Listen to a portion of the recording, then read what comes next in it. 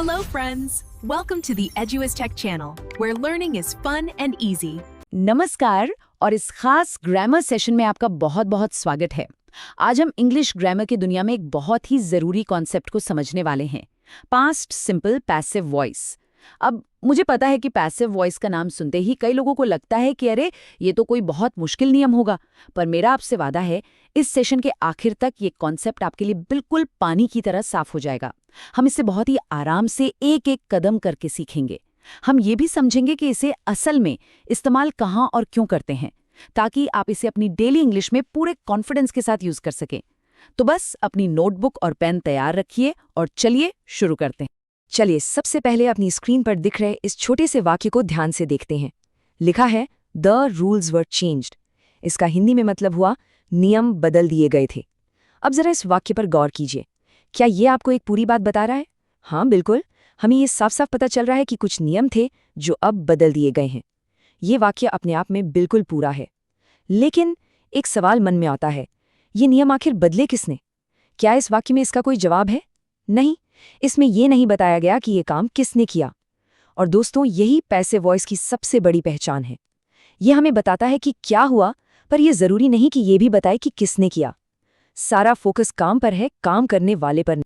तो फिर सवाल ये उठता है कि इस वाक्य का असली हीरो कौन है, मेन कैरेक्टर कौन है? क्या वो नियम है जिनके ऊपर काम हुआ, या फिर वो इंसान है जिसने नियमों को बदला? सोचिए, किसी भी कहानी में एक हीरो होता है जिस पर सबका ध्यान होता है ना? एक्टिव वॉइस में जो काम करता है वो हीरो होता है, लेकिन पैसिव वॉइस में हम कहानी का हीरो ही बदल देते हैं। यहाँ हम अपना सारा ध्यान उस काम पर या उस चीज़ पर ले आते हैं जिस पर काम हुआ है। तो हमारे पिछले वाक्य में द रूल्स वर चेंज्ड, असली हीरो द रूल्स हैं, ना कि वो जिसने उन रूल्स को बदला। चलिए अब इस कॉन्सेप्ट को और गहराई से समझते हैं। देखिए, इंग्लिश ग्रामर में जब हम वॉइस की बात करते हैं तो इसका मतलब है किसी बात को कहने का तरीका या नजरिया। आप एक ही घटना को दो अलग अलग नजरियों से बता सकते हैं। पहला नजरिया उस इंसान का है जिसने काम किया, और दूसरा नजरिया उस काम का है जो हुआ।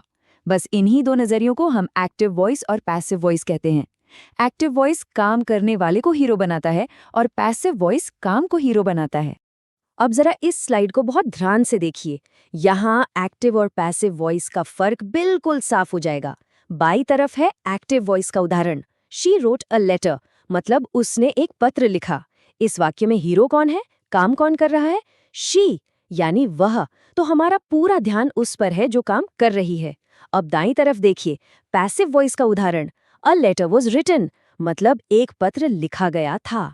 अब बताइए इस वाक्य का हीरो कौन है? अ लेटर, यानी पत्र। हमारा ध्यान इस बात पर है कि पत्र लिखा गया, इस बात पर नहीं कि किसने लिखा। देखा आपने, हमने बस हीरो की अदला बदली कर दी। जो एक्टिव में ऑब्जेक्ट था वो पैसिव में आकर सब्जेक्ट यानी हीरो बन गया। तो यहाँ से हमें पैसिव वॉइस का सबसे बड़ा, सबसे जरूरी नियम मिलता है। आप चाहें तो इसे अपनी नोटबुक में बड़े बड़े अक्षरों में लिख सकते हैं। ये इसका सुनहरा नियम है। पैसिव वॉइस में हमेशा काम करने वाले से ज्यादा काम जरूरी होता है। मैं इसे फिर से दोहराती हूँ, इसे अच्छे से मन में बिठा लीजिए। पैसिव वॉइस में काम करने वाले से ज्यादा काम महत्वपूर्ण होता है। जब भी आपको कोई ऐसा वाक्य दिखे जहां एक्शन पर जोर दिया जा रहा हो, तो समझ जाइए कि ये पैसिव वॉइस हो सकता है। ठीक है, तो अब हम पैसिव वॉइस के पीछे का आइडिया और उसका सुनहरा नियम दोनों समझ चुके हैं। अब वक्त है इसके टेक्निकल पार्ट को समझने का। अब हम उस जादुई फॉर्मूले को देखेंगे, उस ब्लूप्रिंट को जिससे पास्ट सिंपल पैसिव का हर एक वाक्य बनता है। यकीन मानिए, एक बार आपने ये फॉर्मूला सीख लिया तो पैसिव वॉइस के वाक्य बनाना आपके लिए बच्चों का खेल हो जाएगा। तो क्या आप तैयार हैं उस मास्टर की को जानने के लिए? चलिए देखते हैं। ये रहा हमारा फॉर्मूला, इसे बहुत ध्यान से देखिए। सब्जेक्ट प्लस वॉज या व प्लस V3। चलिए इसे एक एक करके तोड़कर समझते हैं। सबसे पहले आता है सब्जेक्ट। ये वो चीज है जिस पर काम हुआ है, मतलब हमारे वाक्य का नया हीरो। इसके बाद आता है वॉज या वर्ब। ये हेल्पिंग वर्ब है और इनका नियम बहुत ही सिंपल है। अगर हमारा सब्जेक्ट एक है यानी सिंगुलर, तो हम वॉज का इस्तेमाल करेंगे, जैसे the room was, the car was, a letter was. और अगर हमारा सब्जेक्ट एक से ज्यादा है यानी प्लूरल, तो हम वर का इस्तेमाल करेंगे, जैसे the clothes were, the rooms were, many letters were. और आखिर में सबसे जरूरी हिस्सा है V3 यानी वर्ब का तीसरा रूप। अब आप शायद सोच रहे होंगे कि ये V3 क्या है? तो घबराइए मत, ये बहुत आसान है। V3 का मतलब होता है क्रिया का तीसरा रूप, जिसे हम पास्ट पार्टिसिपल भी कहते हैं। इंग्लिश में ज्यादातर वर्ब्स के 3 रूप होते हैं, जैसे राइट पहला रूप है, रोट दूसरा और रिटन तीसरा रूप यानी V3 है। इसी तरह ब्रेक, ब्रोक और V3 है ब्रोकन। कुछ वर्ब्स जिन्हें हम रेगुलर वर्ब्स कहते हैं, उनमें दूसरा और तीसरा रूप बनाने के लिए सिर्फ ईडी लगता है, जैसे clean, cleaned, cleaned. Passive voice में हमेशा बिना किसी एक्सेप्शन के वर्ब का तीसरा रूप यानी V3 ही इस्तेमाल करना है। बहुत बढ़िया। तो अब हम पैसिव वॉइस का कॉन्सेप्ट भी जानते हैं और उसका जादुई फॉर्मूला भी। अब आता है सबसे मजेदार हिस्सा। अब हम सीखेंगे कि किसी भी एक्टिव वाक्य को पैसिव वाक्य में कैसे बदला जाता है। हम इसे स्टेप बाय स्टेप बहुत ही आराम से समझेंगे ताकि कोई भी कंफ्यूजन ना रहे। चलिए इस ट्रांसफॉर्मेशन प्रोसेस को देखते हैं। चलिए एक एक्टिव वाक्य लेते हैं। दे क्लीन्ड द रूम, मतलब उन्होंने कमरा साफ किया। अब इसे बदलते हैं। स्टेप 1, सबसे पहले इस वाक्य में ऑब्जेक्ट ढूंढिए। काम किस पर हो रहा है? द रूम पर, तो द रूम हमारा ऑब्जेक्ट है। स्टेप 2, अब इस ऑब्जेक्ट को हीरो बनाइए, यानी इसे वाक्य के शुरू में ले आइए। तो हमारा वाक्य अब द रूम से शुरू होगा। स्टेप 3, अब फॉर्मूला याद कीजिए। सब्जेक्ट के बाद वॉज या वर, द रूम सिंगुलर है तो हम वॉज लगाएंगे, और क्लीन का V3 क्या होता है? क्लीन्ड। तो अब हमारा वाक्य बन गया the room was cleaned. Step 4, ये स्टेप ऑप्शनल है, यानी जरूरी नहीं। अगर हम बताना चाहें कि काम किसने किया तो बाय लगाकर पुराने सब्जेक्ट को आखिर में जोड़ सकते हैं, तो बाय देम। और ये देखिए, इन 4 आसान स्टेप्स के बाद हमारा पैसिव वाक्य तैयार है। The room was cleaned bye them, मतलब कमरा उनके द्वारा साफ किया गया था। देखा कितना आसान था। चलिए एक और उदाहरण से प्रैक्टिस करते हैं। एक्टिव वाक्य है समवन स्टोल माय वॉलेट, किसी ने मेरा बटुआ चुरा लिया। स्टेप 1, ऑब्जेक्ट क्या है? My wallet. स्टेप 2, इसे हीरो बनाते हैं, तो my wallet. Step 3, my wallet singular है तो वॉज। स्टील का V3 होता है स्टोलन, तो वाक्य बना माय वॉलेट वाज स्टोलन। अब एक बहुत ज़रूरी बात समझते हैं। ज़्यादातर मामलों में हम पैसिव वॉइस का इस्तेमाल ही तब करते हैं जब काम करने वाला या तो हमें पता नहीं होता या वो इतना ज़रूरी नहीं होता कि उसका जिक्र किया जाए। जैसे माय वॉलेट वाज स्टोलन में हमें नहीं पता कि उसे किसने चुराया, या द रूम वाज क्लीन्ड में ये बताना शायद ज़रूरी नहीं है कि किसने साफ किया।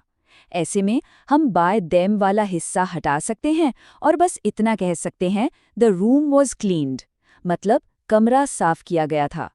ये वाक्य भी बिल्कुल सही और पूरा है। अब जब हमने नियम और फॉर्मूला सीख लिया है तो अब आपकी बारी है। मैं आपको कुछ एक्टिव वाक्य दूंगा। आप चाहें तो वीडियो को पॉज करें और उन्हें पैसिव में बदलने की कोशिश करें। तैयार? पहला वाक्य, the teacher wrote the books. Pause करके कोशिश कीजिए। ठीक है, इसका सही जवाब है the books were written by the teacher. यहाँ बुक्स प्लूरल है इसलिए हमने वर का इस्तेमाल किया। दूसरा वाक्य, she painted the picture. Pause कीजिए।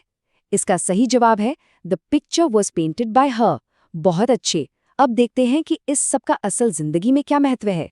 आप पैसिव वॉइस को सबसे ज्यादा समाचारों में देखेंगे। ऐसा इसलिए क्योंकि खबरों में घटना पर जोर होता है, व्यक्ति पर नहीं। जैसे the bridge was built in 1990। इसी तरह इतिहास की किताबों में जहां घटनाएं महत्वपूर्ण होती हैं, जैसे America was discovered by Columbus. Police case की रिपोर्ट में भी इसका इस्तेमाल होता है ताकि भाषा ऑब्जेक्टिव और फैक्चुअल लगे, जैसे the victim was taken to the hospital. और बाकी फॉर्मल राइटिंग में जैसे साइंटिफिक रिपोर्ट्स या ऑफिशियल नोटिसेज में भी इसका खूब इस्तेमाल होता है। उदाहरण के लिए किसी खबर में आप ये हेडलाइन पढ़ सकते हैं, the meeting was cancelled, meeting रद्द कर दी गई। यहाँ सबसे ज़रूरी जानकारी ये है कि मीटिंग अब नहीं होगी। ये किसने रद्द की, ये शायद उतनी ज़रूरी जानकारी नहीं है। हो सकता है पूरी कमिटी ने मिलकर फैसला लिया हो। एक्टिव वॉइस में हमें कहना पड़ता the committee cancelled the meeting, लेकिन पैसिव वॉइस में हम सीधे मुद्दे की बात करते हैं और जानकारी को छोटा और असरदार बनाते हैं। या किसी पुलिस रिपोर्ट में आप पढ़ सकते हैं द थीफ वॉज अरेस्टेड, चोर को गिरफ्तार कर लिया गया।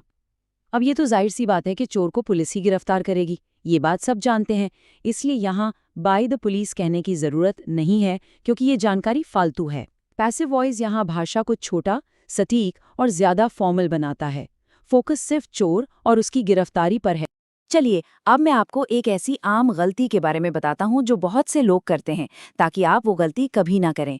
ये एक बहुत छोटी सी गलती है, लेकिन इससे आपका पूरा वाक्य गलत हो सकता है। ये गलती वर्ब के सही रूप को लेकर होती है, जो हमारे फॉर्मूले का सबसे जरूरी हिस्सा है। तो जरा ध्यान से सुनिएगा और इस गलती से हमेशा बचिएगा। इस स्लाइड को बहुत ध्यान से देखिए। बाईं तरफ गलत वाक्य है, द वर्क वॉज कंप्लीट। कई बार लोगों को लगता है कि ये सही है, लेकिन ये गलत है। यहाँ कंप्लीट वर्ब का तीसरा रूप नहीं है। ये एक एडजेक्टिव यानी विशेषण है, जिसका मतलब है पूरा। हमें अपने फॉर्मूले के हिसाब से V3 लगाना है। कंप्लीट वर्ब का V3 कंप्लीटेड होता है, इसलिए सही वाक्य है द वर्क वॉज कंप्लीटेड। हमेशा याद रखिए, पैसिव वॉइस में हमेशा हमेशा V3 यानी पास्ट पार्टिसिपल का ही इस्तेमाल होता है, वर्ब का कोई और रूप नहीं। तो आज के इस सेशन से हमें कौन कौन सी मुख्य बातें याद रखनी है? हमने बहुत कुछ सीखा है, तो चलिए एक बार जल्दी से सब कुछ दोहरा लेते हैं, ताकि ये आपके दिमाग में हमेशा के लिए बैठ जाए। ये हमारी फाइनल चेकलिस्ट है, जिससे ये पक्का हो जाएगा कि आपको सब कुछ अच्छी तरह से समझ आ गया है। 3 सबसे जरूरी बातें हैं जिन्हें कभी नहीं भूलना है। पहली, पैसिव वॉइस का हीरो काम करने वाला नहीं, बल्कि खुद काम यानी एक्शन होता है। हमारा फोकस एक्शन पर होता है। दूसरी, इसका फॉर्मूला बहुत आसान है, सब्जेक्ट प्लस वॉज या वर प्लस वर्ब का तीसरा रूप यानी V3। इस फॉर्मूले को मेरे साथ दोहराइए, subject plus was were plus V3। और तीसरी बात, इसका इस्तेमाल समाचार, इतिहास और फॉर्मल राइटिंग में अपनी बात को ऑब्जेक्टिव, ऑफिशियल और असरदार तरीके से कहने के लिए किया जाता है। तो अब आप पास्ट सिंपल पैसिव वॉइस के एक्सपर्ट बन चुके हैं। आपने इसका कॉन्सेप्ट, फॉर्मूला और इस्तेमाल सब कुछ सीख लिया है, लेकिन ग्रामर सिर्फ नियमों के बारे में नहीं है, ये भाषा की ताकत को समझने के बारे में भी है। तो मैं आपको इस गहरे सवाल के साथ छोड़कर जा रहा हूँ। जब किसी वाक्य से काम करने वाले को जानबूझकर हटा दिया जाता है, तो असल में कौन सी कहानियां बताई जा रही होती हैं और कौन सी छिपाई जा रही होती हैं?